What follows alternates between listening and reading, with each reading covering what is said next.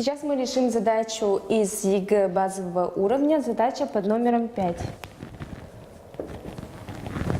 Найдите косинус альфа, если синус альфа равно 0,8 и ограничивается от 90 градусов до 180. То есть нам известно то, что синус альфа у нас равно 0,8 и ограничивается у нас альфа от 90 градусов до 180.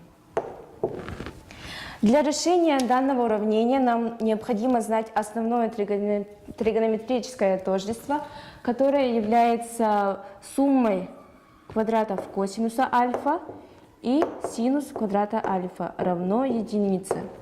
Подставляем те данные, которые нам известны. Косинус в квадрате альфа прибавляем 0,8 в квадрате равно единице.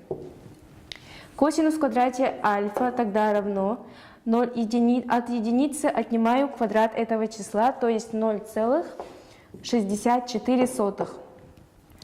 Косинус в квадрате альфа равно 0,36. А косинус альфа у меня будет равен плюс-минус 0,6. Так как у нас получилось два ответа, нам дали ограничение от 90 до 180 градусов.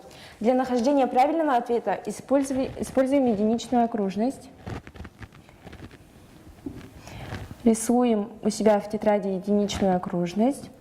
90 градусов это у нас отсюда, π на 2, до 180 это получается π.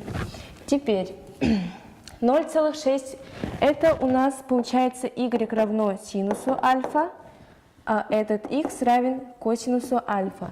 Мы нашли косинус альфа, положительное и отрицательное значение числа. Положительное значение числа у нас лежит на этой стороне, а отрицательное на этой.